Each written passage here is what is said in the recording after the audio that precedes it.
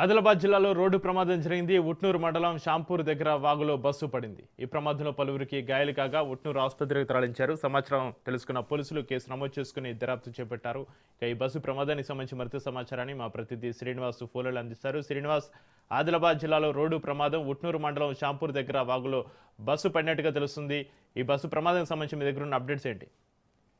Thank you Chakri. ఉదయం 6 గంటల ప్రాంతంలో ఈ బస్సు షాంపూర్ దగ్గర ఉన్న బ్రిడ్జ్ రైలింగ్ లేదు, దాని లేని కారణంగా అటు పడిపోయింది. ఉదయం మబ్బుతో వర్షం పడ్డది ఈ రోజు ఆదిలాబాద్ జిల్లాలో. సో అక్కడ కనిపించకుండా అతనికి పాటు పడ్డది. అందులో దాదాపు 30 మంది ప్రయాణికులు ఉన్నారు. కండక్టర్ సీరియస్ గా ఉన్నాడు. వీళ్ళను ఉదయం పడిపోయిన అక్కడ ఉన్న పబ్లిక్ చెత్తగాతులు అందరినీ తీసుకొచ్చి హాస్పిటల్లో జాయిన్ చేసింది. దాదాపు ఇలా 10 మంది అయితే సీరియస్ గా కనిపిస్తున్నారు. ఒక 10 మందికి స్వల్ప గాయాలనే. ప్రస్తుతం అయితే ఇంకా ఎవరు ఎలాంటి ప్రమాదం జరిగిన వివరాలు లేవు. కాకపోతే బ్రిడ్జ్ ఆదిలాబాద్ నుండి ఉట్నూరుకు వస్తుంది. మధ్యలో చీకటి ఉండట్లా పడిపోయినట్టు మనకైతే తెలుస్తున్నది. శ్రీనివాస్, బస్సు ప్రమాదంలో గాయాల పాలైన వారిని ఎక్కడ ఈ దగ్గర పట్ల ఏ ఆసుపత్రికి తరలించారు? వారి పరిస్థితి ఏ విధంగా ఉంది? శ్రీనివాస్, ఉట్నూరులో ఉన్న ప్రభుత్వ ఆసుపత్రి తరలించారు. 10 మందిని అక్కడ సీరియస్ ఉన్నారు కాబట్టి వాళ్ళను రిమ్స్ హాస్పిటల్ తరలించినట్టు మనకు సమాచారం ఉన్నది. అయితే దగ్గర ఉదయం కాబట్టి జనాలు ఒక్కసారి పోకుని వారి చెత్తగాదులందరినీ ఆ బ్రిడ్జ్ కు రైలింగ్ లేదు, అంటే పక్కపండి రైలింగ్ లేక అలా పడిపోయింది. అది దాదాపు 30 మంది ఉన్నారు. చాలా ఘోరంగా ఉన్న పరిస్థితి. వాళ్ళ ఒక 10 మంది అయితే బాగా సీరియస్ ఉన్నట్టు మనకు తెలిసింది. కండక్టర్ అయితే హెవీ సీరియస్ ఉన్నట్టు మనకు తెలిసింది.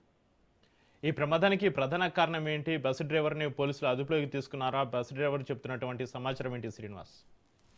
అంటే ఉదయం ఇక్కడ ఆదిలాబాద్ జిల్లాలో కారు మబ్బులతో మొత్తం చిమ్మని చీకటి వర్షం పడ్డది, కొద్దిపాటి వర్షం పడ్డది.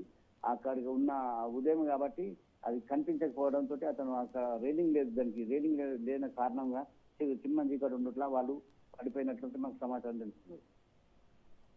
సమాచారం తెలుసుకున్న పోలీసులు అక్కడికి చేరుకోవడం జరిగింది. పోలీసుల నుంచి అందుతున్న సమాచారం ఏంటి శ్రీనివాస్? పోలీసుల నుంచి సమాచారం వీళ్ళు ఇప్పటికైతే ఎవరు మరణించలేదు, అంటే ఏమి కాదు, సీరియస్ కాలేదు.